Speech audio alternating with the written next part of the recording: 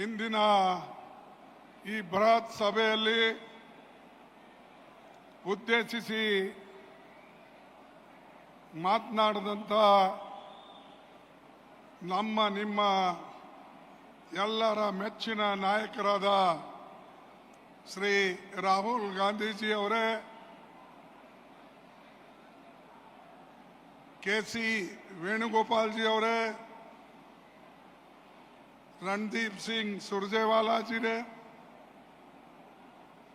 Chief minister Karnataka Siddaramaiah ji, deputy chief minister DK. Shivakumar ji ಮತ್ತು ಈ ವೇದಿಕೆ ಮೇಲೆ ಕುಳಿತಂತ ಎಲ್ಲ ಮಂತ್ರಿಮಂಡಲದ ಸದಸ್ಯರೇ, ಎಂಪಿಗಳೇ,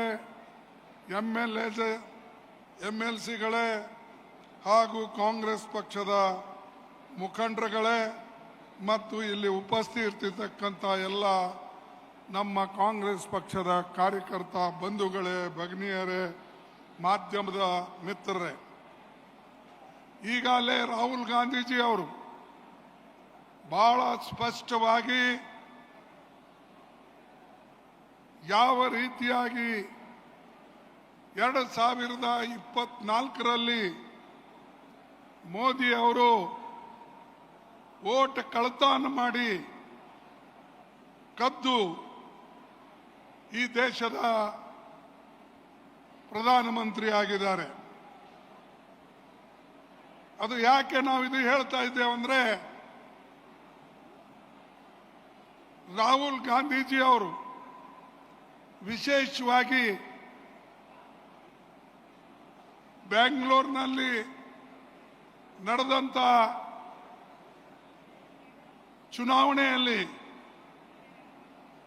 ನಮ್ಮ ಸೆಂಟ್ರಲ್ ಬೆಂಗಳೂರು ಚುನಾವಣೆಯಲ್ಲಿ ಒಂದು ಅಸೆಂಬ್ಲಿ ಕ್ಷೇತ್ರವನ್ನು ಆಯ್ಕೆ ಮಾಡಿ ಅವರು ಡೀಟೇಲ್ವಾಗಿ ಸುಮಾರು 6,60,000 ವೋಟರ್ಗಳು ಅಲ್ಲೇನಿದ್ರು ಅವ್ರದ್ದು ಪ್ರತಿಯೊಂದು ಕೂಡ ಅವರು ಅದರ ಫೋಟೋಗಳು, ಹೆಸರುಗಳು, ಯಾವ ಏರಿಯಾದಲ್ಲಿರ್ತಾರೋ, ಯಾರ ಮನೆಯಲ್ಲಿರ್ತಾರೋ ಅದು ಎಲ್ಲನೂ ಕೂಡ 6 ತಿಂಗಳ ಇದರ ಅಭ್ಯಾಸ ಮಾಡಿ ತದನಂತರ ಒಂದು ನಿರ್ಣಯಕ್ಕೆ ನಾವು ಬಂದಿದ್ದೇವೆ.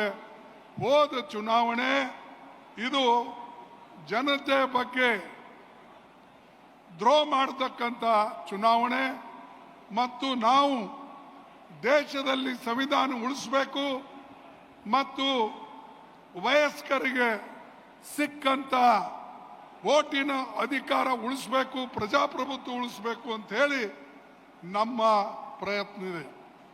ಆದರೆ ಮೋದಿಜಿ ಅವರ ಪ್ರಯತ್ನ ಏನಂದ್ರೆ, ಜನ ವೋಟ್ ಕೊಡದೇ ಇದ್ರು ಆ ವೋಟ್ಗಳನ್ನ ಕದ್ದು ಎಲ್ಲಿ ಹೆಚ್ಚಿಗೆ ವೋಟ್ ಮಾಡಬೇಕು, ಯಾವ ಏರಿಯಾದಲ್ಲಿ ಕಡಿಮೆ ವೋಟ್ ಹಾಕಿ ಮಾಡಬೇಕು, ಇದು ಎಲ್ಲನೂ ಕೂಡ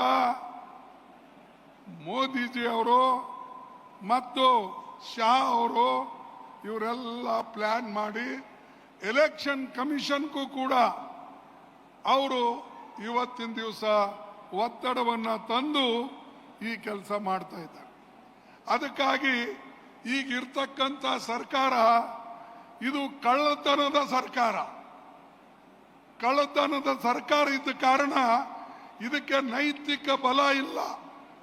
ಸರ್ಕಾರದಲ್ಲಿ ಇರೋಕ್ಕೆ ಯಾವುದೇ ಇದಕ್ಕೆ ಹಕ್ಕಿಲ್ಲ. ಆದರೂ ಕೂಡ ಮೋದಿಯವರು ಇವತ್ತು ಎಲ್ಲ ಕಡೆ ಹೇಳ್ತಾರೆ, ನಾನು ದೇಶದ ಅಭಿವೃದ್ಧಿಗಾಗಿ ಮತ್ತು ದೇಶದ ಕಲ್ಯಾಣಕ್ಕಾಗಿ ನಾವೆಲ್ಲ ಕೆಲಸ ಮಾಡ್ತಾ ಇದ್ದೇನೆ ಅನ್ನತಕ್ಕಂಥದ್ದು ಹೇಳ್ತಾ ಇದ್ದಾರೆ. ಇದು ಸುಳ್ಳು, ಅಪ್ಪಟ್ಟು ಸುಳ್ಳು. ಮತ್ತು ಈಗಾಗಲೇ ನಮ್ಮ ಪಾರ್ಟಿ ವತಿಯಿಂದ ಸಾಕಷ್ಟು ನಾವು ಎಲ್ಲ ರಾಜ್ಯಗಳಲ್ಲಿ ಇಂಥ ತಪ್ಪುಗಳನ್ನು ಹುಡುಕಿ ತೆಗಿತಾ ಇದ್ದೇವೆ. ಮಹಾರಾಷ್ಟ್ರದಲ್ಲಿಯೂ ಕೂಡ ಅದೇ ಮಾಡಿತ್ತು. ಮತ್ತು ಉತ್ತರ ಪ್ರದೇಶದಲ್ಲಿ ಬಿಹಾರದಲ್ಲಿ, ರಾಜಸ್ಥಾನದಲ್ಲಿ ಕೂಡ, ಮಧ್ಯಪ್ರದೇಶದಲ್ಲಿ ಕೂಡ ಎಲ್ಲ ಕಡೆ ಇವತ್ತು ಮತದಾನದ ಅಧಿಕಾರವನ್ನು ನಾವು ಕೊಟ್ಟಿದ್ದೇವೆ. ಅದರದ್ದು ಮಿಸ್ಯೂಸ್ ಮಾಡಿ, ಬೋಗಸ್ ವೋಟಿಂಗ್ ಮಾಡಿ ಇವತ್ತು ಮೋದಿಯವರು ಈ ದೇಶವನ್ನು ಆಳ್ತಾ ಇದ್ದಾರೆ. ಬಂಧುಗಳೇ, ನಾನು ನಿಮಗೆ ವಿಶೇಷವಾಗಿ ಈ ಮಾತನ್ನ 6 ವರ್ಷದ ಹಿಂದೆ ಹೇಳಿದ್ದೆ. 2019ನಲ್ಲಿ ಯಾವಾಗ ನಾನು ಮೊದಲನೇ ಸಲ ಸೋತೆ, ನನ್ನ ಜೀವನದಲ್ಲೇ ಸೋಲ್ ಕಂಡಿದ್ದು ಅದು ಒಂದೇ ಎಲೆಕ್ಷನ್. ನಾನು ಸುಮಾರು 12 ಎಲೆಕ್ಷನ್ ಗೆದ್ದಿದ್ದೇನೆ, ಆದರೆ ಒಂದೇ ಒಂದು ಎಲೆಕ್ಷನ್ ಸೋತಿದ್ದು 2019ನಲ್ಲಿ. 2019ನಲ್ಲಿ ಇದೇ ರೀತಿಯಾಗಿ ಮಾಡಿದ್ರು. ಆವಾಗ ನಮಗೆ ಗೊತ್ತಾಗಲಿಲ್ಲ. ಯಾಕಂದ್ರೆ ಆವಾಗಲೂ ಕೂಡ ಪ್ರತಿಯೊಂದು ನನ್ನ ಬಲ್ಲಿ ಪ್ರತಿ ಅಸೆಂಬ್ಲಿ ಸೆಗ್ಮೆಂಟ್ನಲ್ಲಿ 20,000 20,000 20,000 ಈ ರೀತಿಯಾಗಿ ಸುಮಾರು 5 ಮತಕ್ಷೇತ್ರಗಳಲ್ಲಿ ಅವರು ಬೋಗಸ್ ವೋಟಿಂಗ್ ಮಾಡಿ ನಮಗೆ ಸೋಲಿಸ್ತಕ್ಕಂಥ ಪ್ರಯತ್ನ ಮಾಡಿ, ಟಾರ್ಗೆಟ್ ಮಾಡಿ ಈಗ ಎಲ್ಲ ಕೆಲಸ ಮಾಡಿದ್ರು. ಆದರೆ ಈಗ ಬಯಲಿಗೆ ಬಂದಿದೆ. ಯಾಕಂದ್ರೆ ಅತ್ಯಂತ ಸೂಕ್ಷ್ಮವಾಗಿ ರಾಹುಲ್ ಗಾಂಧಿಯವರು ಮತ್ತು ಕಾಂಗ್ರೆಸ್ ಪಕ್ಷದವರು ಇವತ್ತು ಅವರು ಮಾಡದಂತ ಏನು ತಪ್ಪುಗಳನ್ನಿವೆ ಅದು ಹೊರಗಡೆ ತಂದಿದ್ದಾರೆ. ಅದಕ್ಕಾಗಿ ನೀವು ಎಲ್ಲರೂ ಕೂಡ ಇದರ ಕಡೆ ಲಕ್ಷ್ಯ ಕೊಡಬೇಕು. ಪಾರ್ಟಿಯ ಮುಖಂಡರು, ಚುನಾವಣೆಗಳೇ ಆಗ್ತವೆ ಹೋಗ್ತವೆ, ಆದ್ರೆ ಚುನಾವಣೆ ರಕ್ಷಣೆ ಮಾಡೋದು, ಗೆಲ್ಲತಕ್ಕಂಥದ್ದು ನಿಮ್ಮ ಜವಾಬ್ದಾರಿ ಆಗಿದೆ. ಅದಕ್ಕಾಗಿ ನಾನು ನಿಮಗೆ ವಿಶೇಷವಾಗಿ ಹೇಳ್ಕೊಡ್ತಕ್ಕಂಥದ್ದೇನೆಂದ್ರೆ, ಈ ಮೋದಿ ಈಗಾಗಲೇ ಅನೇಕ ನಮ್ಮ ಕಾಂಗ್ರೆಸ್ ಕಾರ್ಯಕರ್ತರಿಗೆ, ಬೇರೆ ಪಕ್ಷದವರಿಗೆ, ಅವರಿಗೆಲ್ಲ ಹೆದರಿಸಿ ಬೆದರಿಸಿ ಇಡಿದು, CBIದು, CBCದು ಅನೇಕ ಕೆಲಸಗಳು ಅವ್ರು ಮಾಡಿದ್ದಾರೆ. ಹೆದರಿಸಿ ಮೆಜಾರಿಟಿ ಮಾಡಿಕೊಂಡಿದ್ದಾರೆ. ಅನೇಕ ರಾಜ್ಯಗಳಲ್ಲಿ ಅವರಿಗೆ ಮೆಜಾರಿಟಿ ಇರಲಿಲ್ಲ, ಆದರೂ ಕೂಡ ಪಕ್ಷಗಳನ್ನು ಒಡೆದು MLAಗಳನ್ನು ಖರೀದಿ ಮಾಡಿ ಸರ್ಕಾರ ಮಾಡ್ತಾ ಇದ್ದಾರೆ. ಅದೇ ರೀತಿಯಾಗಿ ಮಹಾರಾಷ್ಟ್ರನಾಗ ಆಯಿತು, ಹಿಂದೆ ನಮ್ಮ ಕರ್ನಾಟಕದಲ್ಲೇ ಆಯಿತು, ಅದೇ ರೀತಿಯಾಗಿ ಗೋವಾದಲ್ಲೇ ಆಯಿತು, ಮಣಿಪುರ್ನಲ್ಲೇ ಆಯಿತು. ಇವು ಎಲ್ಲ ಕಡೆ ಅವರು ಎಂದೂ ಎಲೆಕ್ಷನ್ದಲ್ಲಿ ಗೆದ್ದು ಬರಲಿಲ್ಲ. ಆದರೆ ಚುನಾವಣೆಯಲ್ಲಿ ಗೆದ್ದು ಬಂತ ಜನರಿಗೆ ಸೆಳ್ಕೊಂಡು ದುಡ್ಡು ಕೊಟ್ಟು ಆ ಸರ್ಕಾರಗಳನ್ನು ಮಾಡಿದ್ರು. ಈಗ ಅದೇ ಚಾಳಿ ಅವ್ರದ್ದಿದೆ. ಅದಕ್ಕಾಗಿ ಅವರಿಗೆ ನಾವು ಬುದ್ಧಿ ಕಲಿಸಬೇಕಾಗಿದೆ. ಮತ್ತು ವಿಶೇಷವಾಗಿ ಈ ನಮ್ಮ 2024 ಎಲೆಕ್ಷನ್ ಏನಿದೆ ಅದು ನಿಜವಾಗಲೂ ಮೋದಿ ಅಂಡ್ ಕಂಪನಿ ಗೆದ್ದಿಲ್ಲ. ಅವರು ನೇರವಾಗಿ ಚುನಾವಣೆ ಗೆದ್ದಿಲ್ಲ, ಕಳ್ಳತನದಿಂದ ಚುನಾವಣೆ ಗೆದ್ದಿದ್ದಾರೆ. ಆ ಸರ್ಕಾರ ಬಹುಕಾಲ ಉಳಿಯೋದಿಲ್ಲ. ಅವ್ರು ಎಲ್ಲೇ ಇರಲಿ ನಾವು ಹೊರಗೆ ತರ್ತೇವೆ, ಹೊರಗಡೆ ತಂದು ಅವರಿಗೆ ಜನರಿಂದ ಚೀಮಾರಿ ಹಾಕಿಸ್ತೇವೆ. ಯಾಕಂದ್ರೆ ನಿಮಗೆ ಎಂದೂ ಕೂಡ ತಪ್ಪದ ದಾರಿಗೆ ನಾವು ಹೋಗಕ್ಕೆ ಬಿಡೋದಿಲ್ಲ. ಅದಕ್ಕಾಗಿ ಇವತ್ತು ವಿಶೇಷವಾಗಿ ನಾವು ಇವತ್ತು ಯಾರಿಗೆ ಜನಬೆಂಬಲ ಇಲ್ಲ ಅಂತ ಪ್ರಧಾನಮಂತ್ರಿ ಇವತ್ತು ನಮ್ಮ ದೇಶದಲ್ಲಿ ಇದ್ದಾನೆ. ಅವರಿಗೆ ಕೆಳಗಿಳಿಸ್ತಕ್ಕಂಥದ್ದು ಒಂದೇ ಅಲ್ಲ, ಬುದ್ಧಿ ಕಲಿಸ್ತಕ್ಕಂಥದ್ದು. ಸ್ಪಷ್ಟವಾಗಿ ಹೇಳಬೇಕು, ದೇಶದ ಆರ್ಥಿಕ ವ್ಯವಸ್ಥೆ ಕೆಡಿಸ್ತಾ ಇದ್ದಾನೆ. ದೇಶದಲ್ಲಿ ನೆಮ್ಮದಿಯಿಂದ ಜನ ಇರಕ್ಕೆ ಸಾಧ್ಯ ಇಲ್ಲ. ಇದರ ಹಿಂದೆ ಅನೇಕ ತಪ್ಪ ಮಾಡಿದ್ರು. ನೋಟ್ಬಂದಿ ಆಗಲಿ, ಅವು ಆಗಲಿ, ಇವೆಲ್ಲನೂ ನಾ ಮತ್ತೆ ಪುನಃ ಹೇಳಕ್ ಹೋಗೋದಿಲ್ಲ. ಅವೆಲ್ಲ ಮಾಡಿ ದೇಶ ಬರ್ಬಾದ್ ಮಾಡಿಬಿಟ್ರು. ಈಗ ಪುನಃ ಇನ್ನೊಂದು ತಪ್ಪು ಮಾಡಿ ದೇಶ ಹಾಳು ಮಾಡ್ತಾ ಇದ್ದಾರೆ. ಅದಕ್ಕಾಗಿ ನಾವೆಲ್ಲರೂ ಕೂಡ ಈ ಕದ್ದಂತ ಚುನಾವಣೆ ಎಲ್ಲರೂ ಕಂಡುಹಿಡಿಬೇಕು. ಇವತ್ತು ಸೆಂಟ್ರಲ್ ಬೆಂಗಳೂರಿನಲ್ಲಿದೆ, ಬೇರೆ ಕಡೆನೂ ಇದೆ.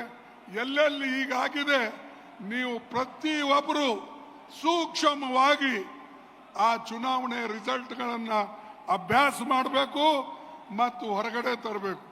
ಅದಕ್ಕಾಗಿ ನಾವು ನಾಳೆ ಸೋಮವಾರ ದಿವಸ ಎಲ್ಲ ಎಂಪಿಗಳು ದೊಡ್ಡ ಪ್ರಮಾಣದಲ್ಲಿ ಸೆಂಟ್ರಲ್ ಎಲೆಕ್ಷನ್ ಕಮಿಷನ್ ಮುಂದೆ ಪ್ರೊಸೆಷನ್ನಲ್ಲಿ ಹೋಗಿ ಅವರಿಗೆ ನಾವು ಮೆಮೊರಂಡಮ್ ಕೊಡೋದು ಅಲ್ಲದೆ ಅವರಿಗೆ ಸ್ಪಷ್ಟವಾಗಿ ತಿಳಿಸ್ತೇವೆ, ನಿಮ್ಮ ಕಣ್ಣು ಮುಂದೆ ಈ ರೀತಿಯಾಗಿ ನಡೆದಿದೆ, ಇದಕ್ಕೆ ನೀವು ಬೆಂಬಲ ಕೊಡ್ತಾ ಇದ್ದೀರಿ, ಅದಕ್ಕಾಗಿ ನೀವು ಕೂಡ ಅಧಿಕಾರದಲ್ಲಿ ಇರ್ತಕ್ಕಂಥ ಯೋಗ್ಯರಲ್ಲ ಅಂತಕ್ಕಂಥದ್ದನ್ನು ನಾವು ಹೇಳಬೇಕಾಗ್ತದೆ. ಅದು ಸೋಮವಾರ ದಿವಸ ನಾವು ದಿಲ್ಲಿಯಲ್ಲಿ ಆ ಕೆಲಸ ಮಾಡ್ತೇವೆ. ಅದೇ ರೀತಿಯಾಗಿ ಇಂಡಿಯಾ ಅಲೈನ್ಸ್ ಪಾರ್ಟಿಗಳಿಗೆ ನಾವು ನಿನ್ನೆ ರಾಹುಲ್ ಗಾಂಧೀಜಿ ಅವರ ನಿವಾಸದಲ್ಲಿ ಕರೆದಿದ್ದೇವೆ. ಎಲ್ಲರನ್ನ ಕರೆದು ನಾವು ಸ್ಪಷ್ಟವಾಗಿ ಹೇಳಿದ್ದೇವೆ, ನಾವು ಒಕ್ಕಟ್ಟಾಗಿರ್ಬೇಕು, ಒಂದಾಗಿರ್ಬೇಕು. ನಾವು ಒಂದಾಗಿದ್ದರೆ ತಾನೇ ಈ ಮೋದಿ ಅವರ ಕಳ್ಳಾಟ ನಡೆಯೋದಿಲ್ಲ. ಇಲ್ಲದ್ರೆ ಇದೇ ರೀತಿಯಾಗಿ ಅವರು ಕಳ್ಳತನ ಮಾಡಿ ಮಾಡಿ ಮಾಡಿ ಅಧಿಕಾರದಲ್ಲಿ ಇರ್ತಾರೆ. ಇದು ಒಂದು. ಅದಕ್ಕಾಗಿ ಇವರಿಗೆ ಅಧಿಕಾರದಿಂದ ಇಳಿಸೋದು ಅತ್ಯಂತ ಮಹತ್ವದು. ಎರಡನೇದು, ನಮ್ಮ ಶಿಕ್ಷಣ ಕ್ಷೇತ್ರದಲ್ಲಿ ಕೈ ಆಡಿಸ್ತಾರೆ. ಅವರಿಗೆ ಅಧಿಕಾರ ಇದೆ ಅಂತ ಹೇಳಿ ನಾನು ನಿಮ್ಮಲ್ಲೆಲ್ಲರಿಗೆ ವಿನಂತಿ ಮಾಡಿಕೊಳ್ತಕ್ಕಂಥದ್ದು ಒಂದೇ, ಏನಂದ್ರೆ quit India movement. Mahatma Gandhiji ಅವರು 9ನೇ ತಾರೀಕು ಅವರು ಅಂದಿನ ಕಾಲದಲ್ಲಿ ಮಾಡಿದರು, ಆಗಸ್ಟ್ 9. ಈಗ ನಾವು ಈ ದೇಶದ ಸಂವಿಧಾನ ರಕ್ಷಣೆ ಮಾಡಕ್ಕೆ, ಡೆಮಾಕ್ರಸಿ ರಕ್ಷಣೆ ಮಾಡಕ್ಕೆ ನಾವು ಎಲ್ಲರೂ ಕೂಡ ಕ್ವಿಟ್ ನಮ್ಮ ಇಂಡಿಯಾ ಮೂವ್ಮೆಂಟ್ ಹಾಗೆ ನಾವು ಇದನ್ನ ಇಲ್ಲಿ ಮಾಡಬೇಕಾಗ್ತದೆ. ಅದಕ್ಕಾಗಿ ಈ ಒಂದು ಕ್ವಿಟ್ ಇಂಡಿಯಾ ಮೂವ್ಮೆಂಟ್ ಹೆಂಗೆ ಡೂ ಅಂಡ್ ಡೈ ಅಂತಕ್ಕಂಥದ್ದು ಗಾಂಧೀಜಿ ಮಾಡಿದ್ರು. ನಾವು ನಮ್ಮ ಪ್ರಜಾಪ್ರಭುತ್ವವನ್ನು ಉಳಿಸಕ್ಕೆ, ನಮ್ಮ ಲೋಕತಂತ್ರದ ರಕ್ಷಣೆಗಾಗಿ, ನಮ್ಮ ಸಂವಿಧಾನದ ರಕ್ಷಣೆಗಾಗಿ ಡೂ ಅಂಡ್ ಡೈ ಅನ್ನತಕ್ಕಂಥ ಒಂದು ಸ್ಲೋಗನ್ ತೆಗೆದುಕೊಂಡು ನಾವು ಹೋಗ್ಬೇಕು, ಆ ಪ್ರಯತ್ನ ಮಾಡಬೇಕು. ಯಾಕಂದ್ರೆ ನಮ್ಮ ಓಟೆ ಕಸ್ಕೊಂಡ್ಮೇಲೆ, ನಮಗೆ ಮತದಾನ ನಮ್ದು ತೆಗೆದುಕೊಂಡ್ಮೇಲೆ ನಮಗೆ ಅಸ್ತಿತ್ವ ಇರೋದಿಲ್ಲ ದೇಶದಲ್ಲಿ, ನಾವು ನಾಗರಿಕನೂ ಅಲ್ಲ. ಅದಕ್ಕಾಗಿ ಈ ಕೆಲಸವನ್ನ ನೀವೆಲ್ಲರೂ ಕೂಡ ಮಾಡ್ತೀರಿ ಅಂತಕ್ಕಂಥ ಮಾತನ್ನ ಇವತ್ತು ಹೇಳಿ ನಾವೆಲ್ಲರ ಜೊತೆಯಲ್ಲಿ ಸಂಪರ್ಕ ಕೂಡ ಮಾಡ್ತಾ ಇದ್ದೇವೆ. ನಾನು ವಿಶೇಷವಾಗಿ ರಾಹುಲ್ ಗಾಂಧೀಜಿ ಅವರಿಗೆ ಧನ್ಯವಾದ ಹೇಳ್ತೇನೆ. ಯಾಕಂದ್ರೆ ಅವರು ಪ್ರತಿ ಒಂದು ಕಡೆ ಹೋಗಿ ಇಂಥ ಒಂದು ಏನ್ ನಮ್ಮ ಕೆಟ್ಟ ಬೆಳವಣಿಗೆಗಳಾಗ್ತಾ ಇವೆ ಅದಕ್ಕೆ ಅವರು ಎತ್ತಿ ತೋರಿಸಿ ಜನಜಾಗೃತಿ ಮಾಡ್ತಕ್ಕಂಥ ಕೆಲಸ ಮಾಡ್ತಾ ಇದ್ದಾರೆ. ಅದಕ್ಕಾಗಿ ಅವರಿಗೆ ನಾ ಧನ್ಯವಾದ ಕೊಡ್ತೇನೆ. ಇಷ್ಟು ಧೈರ್ಯದಿಂದ ಕೆಲಸ ಮಾಡ್ತಕ್ಕಂಥ ನಾಯಕ ಯಾರೂ ನಮ್ಮ ದೇಶದಲ್ಲಿ ಇವತ್ತು ಇಲ್ಲ. ರಾಹುಲ್ ಗಾಂಧಿ ಅವರಿಗೆ ಬಿಟ್ಟು ಬೇರೆ ಯಾರೂ ಕೂಡ ಇಲ್ಲ. ಎಲ್ಲಕ್ಕೂ ತಯಾರ್, ಪ್ರೊಸೆಷನ್ ಹೋಗಕ್ಕೂ ತಯಾರ್, ಅರೆಸ್ಟ್ ಆಗಕ್ಕೂ ತಯಾರ್, ತನ್ನ ಐಡಿಯಾಲಜಿಗೆ ಜನರ ಮುಂದೆ ಇಟ್ಟು ಜೈಲಿಗೆ ಹೋಗಕ್ಕೂ ತಯಾರ್. ಅವ್ರ ಮೇಲೆ ಇವತ್ತು ಅನೇಕ ಕೇಸ್ ಇವೆ, 40-50 ಕೇಸ್ಗಳಿವೆ. ಪ್ರತಿ ಒಂದು ಕೋರ್ಟಿಗೆ ಅವ್ರು ಹೋಗ್ತಾರೆ, ಪ್ರತಿ ಒಂದು ಕಡೆ ಹೋಗಿ ಜನರಿಗೆ ಜಾಗೃತಿ ಮಾಡ್ತಕ್ಕಂಥ ಕೆಲಸ ಇವತ್ತು ಡೆಮಾಕ್ರಸಿ ಬಗ್ಗೆ, ಸಂವಿಧಾನ ಬಗ್ಗೆ ಮಾಡ್ತಾ ಇದ್ದಾರೆ. ನಾವೆಲ್ಲರೂ ಕೂಡ ಒಂದಾಗಿ ಅವರಿಗೆ ಬೆಂಬಲ ಕೊಡಬೇಕು. ಮತ್ತು ಅದೇ ರೀತಿಯಾಗಿ ಕ್ವಿಟ್ ಇಂಡಿಯಾ ಮೂವ್ಮೆಂಟ್ ಬಗ್ಗೆ ಡೂ ಅಂಡ್ ಡೈ ಅನ್ನತಕ್ಕಂಥ ಸ್ಲೋಗನ್ ಅನ್ನು ತೆಗೆದುಕೊಂಡು ನಾವು ಮುಂದೆ ಹೋಗ್ಬೇಕು ಅನ್ನತಕ್ಕಂಥ ಮಾತನ್ನ ನಾನು ನಿಮಗೆ ಹೇಳಿ ನನ್ನ 4 ಮಾತು ಮುಗಿಸ್ತೇನೆ. ಜೈ ಹಿಂದ್, ಜೈ ಕಾಂಗ್ರೆಸ್, ಜೈ ಹಿಂದ್. ಏನು ಇವತ್ತು ಸಪ್ಪಗಿದ್ರಿ ಅಲ್ಲ. ಜೈ ಹಿಂದ್, ಜೈ ಹಿಂದ್, ಜೈ ಹಿಂದ್, ಜೈ ಕಾಂಗ್ರೆಸ್, ಜೈ ಕಾಂಗ್ರೆಸ್. ನಿಮ್ಮೆಲ್ಲರಿಗೆ ಧನ್ಯವಾದ. ಈ ಕಳತನದಿಂದ ಅಧಿಕಾರದಲ್ಲಿ ಇರ್ತಕ್ಕಂಥವ್ರಿಗೆ ಓಡಿಸ್ಬೇಕು ಅಂತ ಇನ್ನೊಮ್ಮೆ ಹೇಳಿ ನನ್ನ ಮಾತು ಮುಗಿಸ್ತೇನೆ. ಜೈ ಹಿಂದ್.